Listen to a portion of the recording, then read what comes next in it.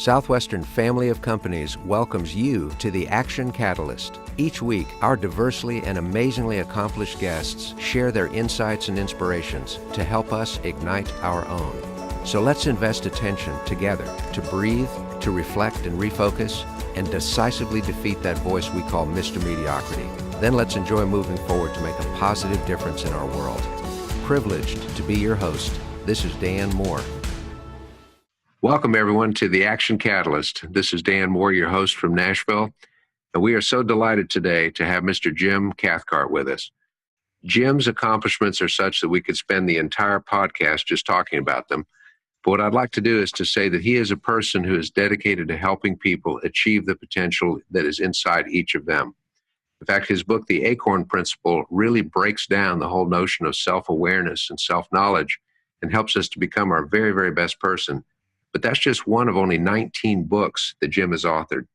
He's also been inducted into the Professional Speakers Hall of Fame and has their highest distinction, the Certified Speaking Professional, and in fact is rated as one of the top 1% of all professional speakers in the world. He's award-winning, and most importantly, he's a difference maker. He's a past president of the National Speakers Association. So imagine that, a room full of professional speakers, and to be the one that's elected to be their president. And no listeners. And no listeners. Lots of talkers. Jim has given over 3,200 professional speeches all over the world, has addressed every possible industry, every profession, and he consults and advises some very, very successful people. And yet, at the basics, he is just a down-to-earth person. He's a motorcycle rider. He's a trail runner. He is a musician, guitar player, and singer who performs clubs, events, and actually a professional in that regard as well. His real specialty is practical psychology. It's not theoretical. It's applied behavioral science. And he focuses on totally helping people succeed. He's got a video on TEDx that's already reached 1.5 million views and has just returned from his 10th lecture tour to China. So Jim Cathcart, welcome to the Action Catalyst. Thank you very much, Dan. Great to be with you. And I love Nashville. Nashville, I grew up in Little Rock, Arkansas, and Nashville was my dream location. So I was going to move there. When I got married in 1970, I aspired to be a singer and guitarist, and I was playing in clubs. And what I figured I'd do is I'd move to Nashville, get a day job like at a bank or something, and in the evenings play guitar and sing, and then take lessons whenever I could, and wait to be discovered and make my big career. But things changed along the way, and I got interested in this field of personal development and have had a really, really good run of it, and I am just warming up. Well, that is exciting. Well, tell me a little bit more about how you got interested in it and how that transferred into this life-changing impact that you've had for so many years on so many people. Well, when I was in my late 20s, I was 26 years old. I was working for the Little Rock Housing Authority, Urban Renewal Agency. Mm-hmm. I was making $525 a month, and I was newly married. I was 50 pounds overweight, smoked 2 packs of cigarettes a day, had no college degree, no money in the bank, no connections in the community, had never been an athlete or a superior student, and so I didn't expect much from life. But I figured I'd be a nice person, have a reasonable life, and then die at whatever the statistical average age was for my gene pool. And then one day I was sitting there bored to tears because I was assistant to a man that didn't need one. And in the next room, the radio was playing Earl Nightingale, the dean of personal motivation back then. And he was on 900 stations around the world. And he said that day something that changed the direction of my life. He said, if you will spend 1 hour extra every day studying the field you've chosen, in 5 years or less, you'll be a national expert in that field. So I did the math, and an hour a day, 5 days a week, 50 weeks a year, totals 1,250 hours over 5 years. Well, if you or I focused on one topic for that long, on any topic, we would become one of the leading experts. And I thought, for the first time in my life, wow, I could be somebody. I could make a difference. I could matter. And so my whole psyche started rearranging after that. And I didn't know what I wanted to do. So I thought about maybe being a lawyer or being, some kind of a big deal, something. And then it hit me, I want to do what the guy on the radio is doing, but I had no idea what that meant. So I just became fanatical about studying the field of personal development and spent sometimes 2, 3 hours extra a day, sometimes entire weekends, listening to recordings, going to meetings, reading books, anything I could to develop as a success seeker, so to speak. Wow, that's fantastic. So the impact that you had from listening to Earl Nightingale really triggered an amazing fire for you to have a similar impact on other people, and first to Yeah. become expert in how to do that. And it was the first time in my life at age 26 that it had occurred to me that that was doable. That is amazing. Well, Earl Nightingale had a massive impact, and as one of his heirs, you have continued to have that impact. But how did you actually get started, Jim? You know, lots of people talk, but somehow you managed to not just talk, but impact and do it well. I had two vehicles. One was Earl Nightingale himself. I met a man named Harold Gash who was selling Earl Nightingale's audio recordings. Right. Were on cassettes, and cassettes at that time were new. And we'd gone from records and 8 tracks to audio cassettes, and so that was a new thing. And I bought a little portable cassette player and some batteries to make it run. And then I listened to a couple of Earl Nightingale's recordings, and Harold Gash said to me, "Jim, you ought to own this entire audio library." I said, "Great, how much is it?" He said, $560. And I said, "Harold, I only make $525 a month. And we've got a new baby, and my wife's a secretary at the bank, and she makes $400." And he said, "Well, if you'd listen to these recordings every day, it would change your worldview and change your life." And I said, "Well, you're right, but I just can't afford them." And he said, "Well, take them home and listen to them for a month. And at the end of the month, either figure out how to pay me or give them back to me." So I took these 48 recordings home and binge listened. And just, I mean, really, really just constantly, every minute of the day that I was not at work, I was listening to these recordings, which I'm sure drove my wife and little baby son nuts for the time. But at the end of the month, I was so over motivated that I couldn't even consider giving the tapes back. And my wife said, "Why don't you keep them?" And so I worked out a payment plan and I kept them.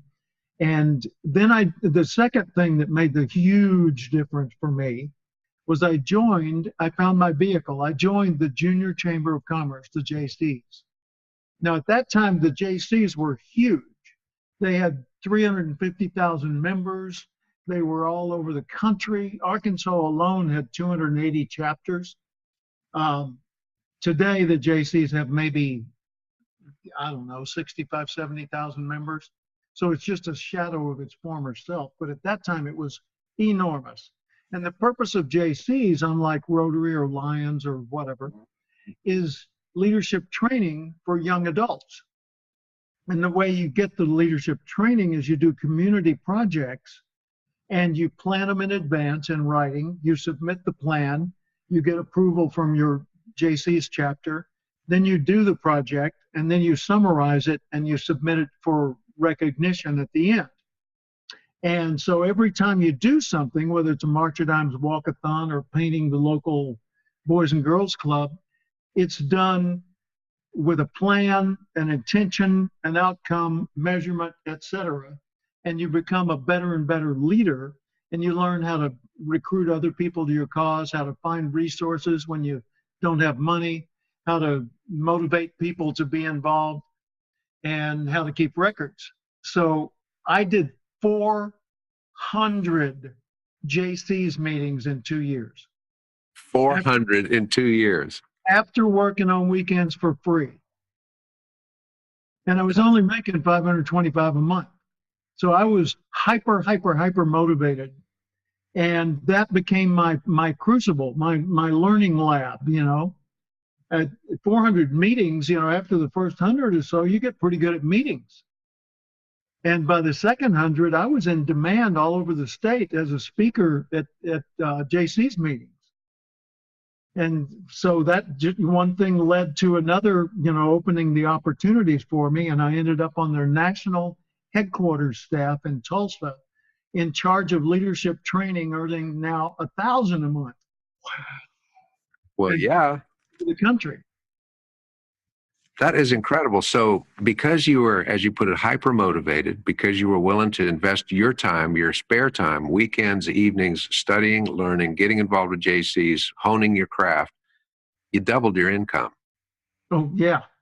And then again. And then 2 years later, I launched out on my own as a professional speaker. And at first I was teaching other people's courses and then my own later on. But the income went, my first year, I was making 18,000 at the JCs in year 2.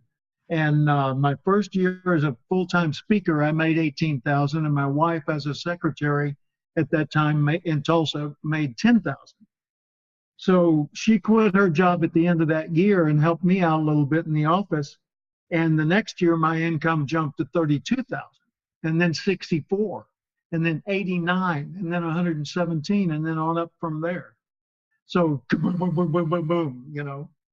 And then I moved to California, formed a partnership with Dr. Tony Alessandra, who was a college professor, and he couldn't believe I was making so much money as a speaker. So he left the university and threw in with me, and we both doubled our incomes.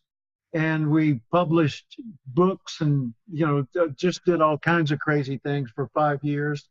And then went back to being competitors and separate again, but still collaborating on projects and still best friends even today. That's awesome. Well, watching your hand gestures when you talked about your income, boom, boom, boom, boom, boom, it reminded me of time-lapse photography of an acorn turning into a mighty oak. I wonder if there's a coincidence there. Thank you. I've got a bowl of acorns over here. I'll show you. All right. That would be fantastic to see that. I've got a big oak tree in my backyard. I think I'm going to look at it very differently after this presentation. I don't know if you can see it. Yes. These are acorns from all over the world. Oh, fantastic. There's acorns from France and acorns from Tulsa, Oklahoma, and acorns from Belgium and China, and, you know, all kinds. Well, that is spectacular. I've run into lots of collections, but never an acorn collection before. But it says a great deal. The acorn principle is that we all have masses of potential inside of us, but most of us never let it germinate. We never put it out there. There we go. That's not shameless. That's not shameless self-promotion. I brought it up. The acorn principle actually is the seed of your future. Literally, the seed of your future successes already lives within you. Mm-hmm. So figure out what kind of seed that is, and then nurture your nature. In other words, become better and better at what you're naturally suited for. Like Peter Drucker used to say, you develop the strengths and you make the weaknesses irrelevant. I love it. You're a talented impressionist also. Rich Little would be happy right now.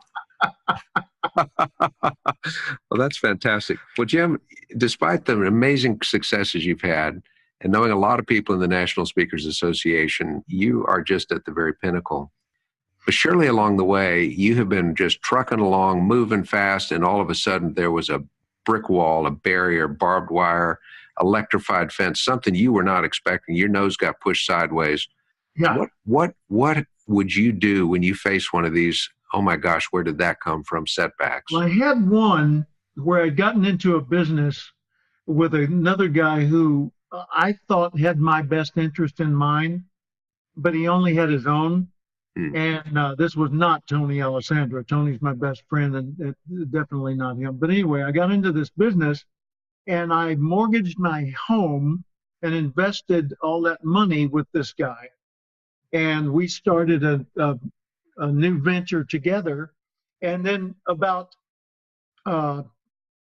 18 months to 2 years into it, I was generating 100% of our income. He was generating none.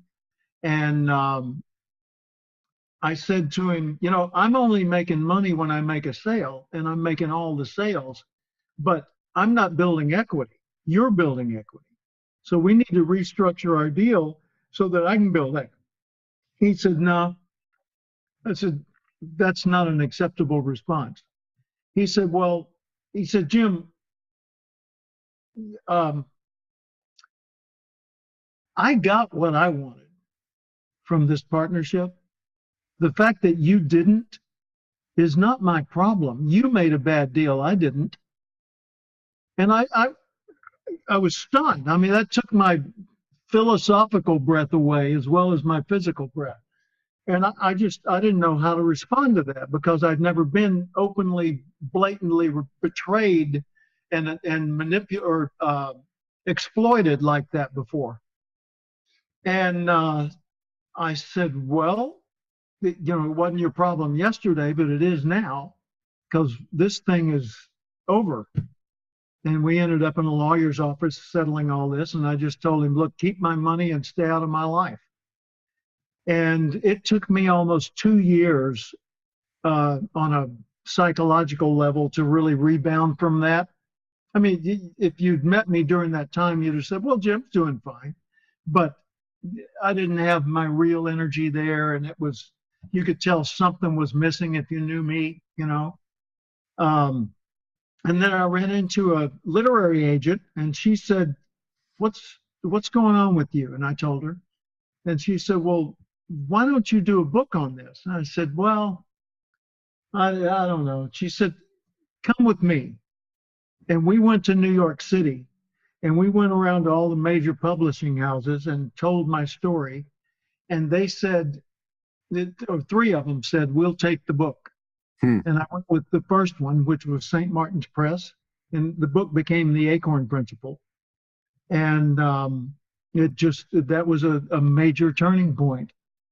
But I was rebounding, she got me on the rebound from a pretty devastating personal experience because I had been all in and this other guy had his toe in the water, Right.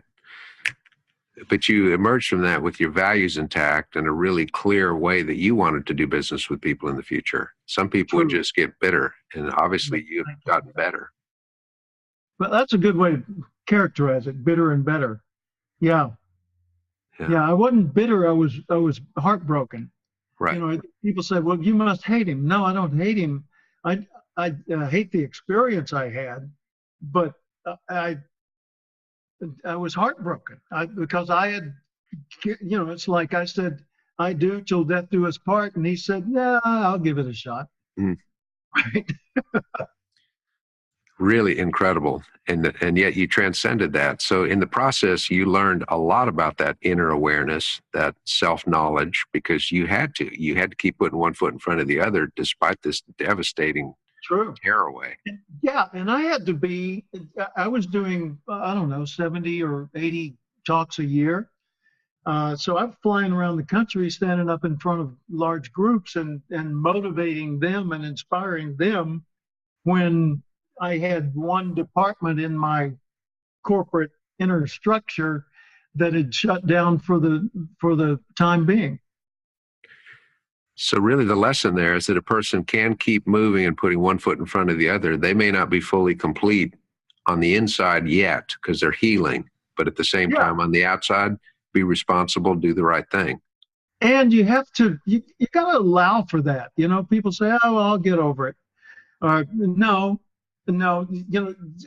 emotional healing has its own time schedule, and we don't know what the time schedule is, nor are we capable of discovering it. All we can do is allow it to occur.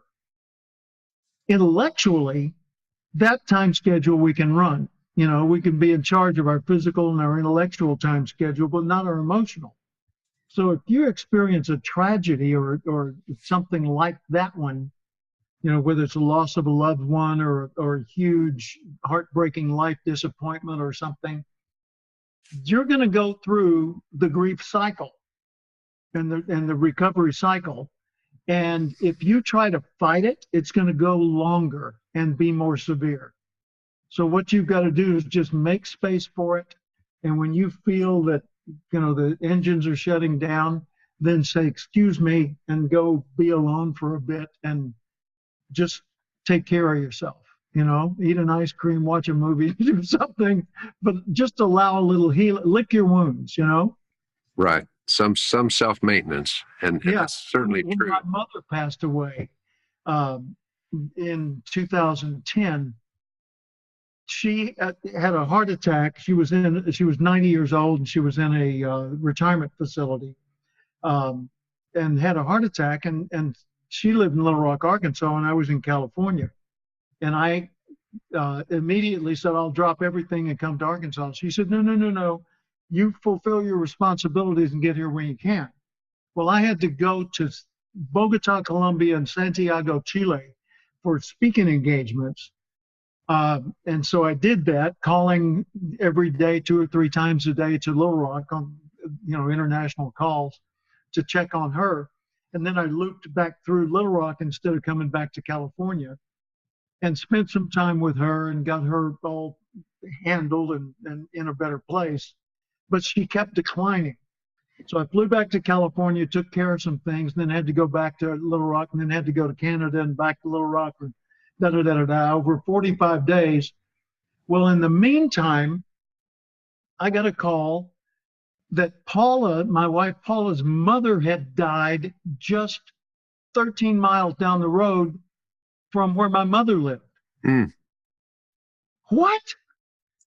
So her mom had died, and I went immediately to Little Rock and spent a day or two with her dad while the family came together to be there for that. And then I had to fly to Lincoln, Nebraska to be the opening keynote speaker for the 2010 USA Special Olympics. Wow. Their opening ceremonies, 13,000 people, 3,600 special athletes, TV cameras from around the world, celebrities and huge names, and I'm the opening keynoter. That's not the sort of thing you say, well, my family's got an emergency, I can't come. So I got permission from the family to go, and I went. And what an ordeal. Flights canceled and stuff to make it worse. Of course. I mean, why should it be easy, right? Yeah. And so I got up and I did my thing in front of 13,000 people. It was a fabulous, wonderful, magical moment. Immediately jumped in a car, dashed to the Omaha airport, miles and miles and miles away, and flew back to Little Rock just in time to be a pallbearer at her mom's funeral. And then I went from there to be with my mom, who was now kind of curled in a fetal position and declining rapidly. And I took care of her as best I could. And then I flew back to California for a quick, just problem solving thing. And while I was there, they called me and said, your mom just passed. Mm-hmm. So I flew back to Little Rock, did all the funeral arrangements and had a one-person funeral, and then flew back to California and held a memorial service with my family here. And during that whole time, I never got sick. And, they say the number one cause of illness would be high stress levels. Well, I was off the chart. I'd lost Paula's mom and my mom and been through all this stuff, plus all those big events, all in one 45-day period. And because I was conscious of the need to allow my emotional healing and my physical, and it really attend to my physical well-being, I was able to go through that passage and not have a breakdown that came at the end of it, where I had to go have the flu for a month or something. Mm-hmm. Wow. That is a remarkable lesson. It's incredible because everybody goes through tragedy. The question is, what did they do internally in response to that? We can't affect the tragedy. It's happened. Yeah. What you're sharing are lessons on what we can do both preventatively so that we stay healthy and we're strong. As one of my colleagues who was in a horrible car wreck put it after her recovery, the time to develop emotional strength is not the minute you need it. It's before you need it. And you need to allow for the fact that you're not going to be the regular person you are at various points in this cycle. It's going to ebb and flow, and there are going to be days when you're a jerk. Mm-hmm. And you need to know that and not necessarily be okay with it, but at least allow for it and diminish the impact on other people. Right. But like when I reached saturation point with what all was going on in Little Rock, I said to Paula's family, because I didn't have any surviving family. My sister had passed away. And that was the last one on my side. I said to her family, folks, I need to be alone. Oh, no, you don't have to be, oh, come on, we'll be, no. You don't understand. If I don't take time to be alone, I will be unpleasant to be around. So see ya. I'll be gone for several hours. I don't know exactly how long, but don't worry about me and don't reach out. I'm just going to go do something. And I didn't know what I was going to do, but what I ended up doing was going to a movie, which I couldn't tell you what the movie was. Mm-hmm. And I just sat there in the dark and ate popcorn and just healed. And healing can't be rushed. You've got to make time for it and let that occur. Yeah. And alone time, again, that's the self-awareness, because you understood that that was essential to your own healing. Some people need to be with other people. The acorn principle does. It's a self-guided tour of what makes you you, mm-hmm. so that you can become more self-aware, because you're right. That's where it all starts. For some people, that wouldn't be the best solution. They're better off to be with people because that's what they're like. But if we don't, my wife. Well, there you go. She could stay human contact 24/7 for eternity. Mm-hmm. For me, it's more like 14, and then I need alone time. Right. You need time with that guitar on the wall is what you need from time to time, right? Absolutely. Oh, I love it. Jim, everybody has one thing in common when we're given another day. We start our day. Do you have a mental practice or a habit pattern that you've developed internally, mentally, physically to start your day first thing in the morning? With reflecting, just letting my mind think about whatever it's interested in thinking about, instead of starting my day immediately thinking about tasks. For example, when I go to breakfast, I love to go to breakfast alone and to just sit and think with a blank sheet of paper. Not to go with a stack of work, but a blank sheet of paper, and just think about whatever is meaningful at that point in my life journey. And I found that the notes that I produce from that are epic. I mean, look at this. Oh my, it's like a mind map. And, I've got page after page after page of these, and I date them so that I always know when I'm referring back when that particular page was created. And that one I showed you, that page of chaos right there, May 15th, 2015. And then revised September 19th, 2015, and then many times since. But things like that, I hang on to them and I review them. And then over time, I'll toss some of the old pages out. But it really helps to reload the database.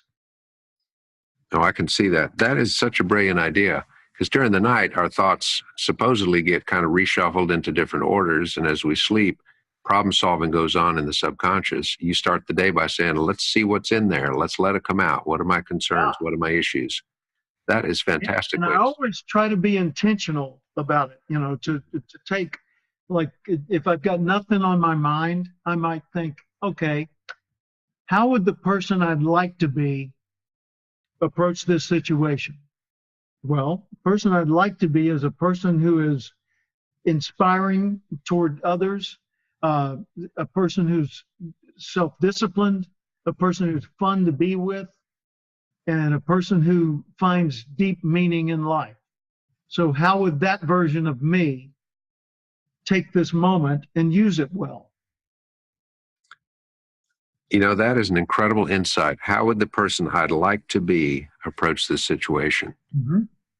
Which avoids that mental roadblock of I can't, I'm just not ready, I just don't know what to do. All of which need to be followed by the word yet. Yet, I agree with that 1,010%. Completely agree. The affirmation, I can't do that, should be replaced by, I think I could do that. I just don't know how yet. Yep. So it goes a long, long way. Jim, you're growing, you're moving fast, you're contributing, you're making a difference. So many people get to a certain point in life where they've had material success, recognitional success, and then they sit back and say, you know, I'm near the ocean. It's time to just kind of coast and lay on the beach and surf. Yeah, I don't get that. How do you avoid that? How do you avoid that? I don't get that. I'm 72 years old. This morning I did a 5-mile mountain trail run and hike. And it's kind of rainy out there, so it was in the mud and sludge with a couple of friends. And 3 days a week I do mountain trail running. I play guitar and sing, and I ride my motorcycle around these beautiful mountain roads here near Los Angeles. I'm constantly learning and reading and growing. Last year, I did 48 days of lecture in China, as well as my work in the USA, 3 separate trips. This year, it's February 1 right now. I've already been to China for 10 days on a lecture tour, and I'm going back in March and again in June and speaking to thousands of people at a time for 6 hours a day. And as part of that, I usually find an excuse to play the guitar and sing for them as well. And so I'm having experiences of a lifetime, and I feel like I'm really coming into my own. I'm getting close to my big time, you know? Yeah. So book number 20 and beyond, they're going to be big hits. And I recently recorded an audio album of my songs, went into a studio in Taiwan and recorded 19 songs. And what else is going on? I don't know. I've got a wonderful family, and I love spending time with them. And my own son, 48 years old, is my best friend. That's so fantastic. Best news of the whole day to hear that. So I appreciate that on a personal level. Well, Jim, I know you've had people approach you on all kinds of subjects. What would you say to somebody that is, they're out of aces, as Kenny Rogers would put it? They don't know where to turn. They don't know what to do. What guidance, coaching could you give that person that just says, I don't know what to do? When your bucket's empty and when you feel like you've got no options, the answer is do something. What do you mean do something? I mean anything, but do it intentionally. Like you could say, okay, I'm going to do something, but it's not going to matter much. What are you going to do? Paint basketballs blue. Okay. If you're going to paint basketballs blue, do it well and think about how that might have some use beyond just your doing it. But in the meantime, go get some basketballs and blue paint. You know, if you're going to collect, I don't know, rocks from the side of your driveway, collect the rocks in a pattern. You know, get smooth rocks and hard rocks and group them separately, and then do some creative thinking. What can I do with a bunch of rocks? You know, make up something. I mean, heck, you know, that the creative impulse, that's the God in you, right? They say we're made in the image of our Creator. I don't think that means that we look like God. You know, He's got brown eyes and no, it means we are created to be creators. And we know that's a fact. No matter what your religion is, it's acknowledged worldwide that humans have the capacity to create, to combine things in ways that have never been combined before, to come up with new ideas that haven't yet existed, and to find a way to build or create or design or whatever that thing. So let your mind get creative and find some things that are minimally interesting to you and do those for a while making space for something more interesting to emerge. Mm-hmm. And don't limit your input to one source. Don't just watch, say, CNN or just read the Wall Street Journal or just hang out with one group of people. Broaden your reach and get information from multiple sources, even sources that contradict each other, because it'll change your perspective and you'll start seeing connections that you never noticed before. When my son was in high school, that was during the days when Bob Marley and reggae, the whole Rastafarian thing was popular. And I didn't know anything about it. So I tuned into a radio station on a drive to a speaking engagement in another city. And I listened for a few hours to just that kind of music.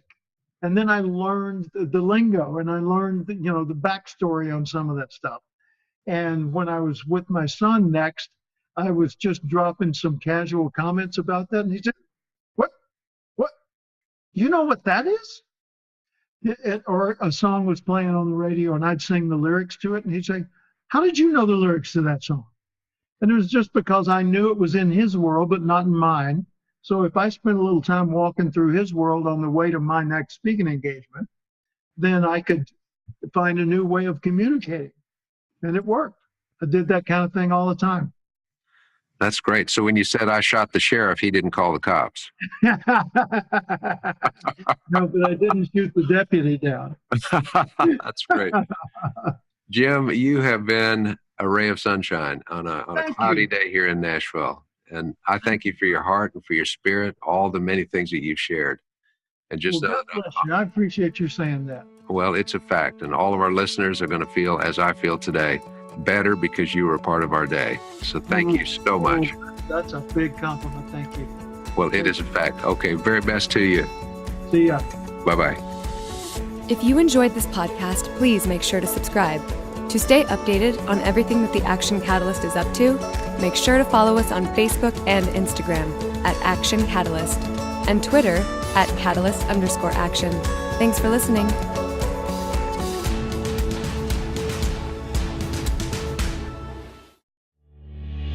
This episode is sponsored by Southwestern Coaching. Southwestern Coaching has helped over 12,000 people increase their incomes by over 25% on average. As a successful salesperson, you know the importance of increasing your sales, but sometimes you might just need a little extra push and accountability to meet your goals and grow your business. Southwestern Coaching will help you increase your income through one-on-one sales and leadership coaching tailored specifically to your needs. Together, we will elevate sales. To schedule your free one-on-one business action planning session with a Southwestern coach, go to www.southwesternconsulting.com/action catalyst.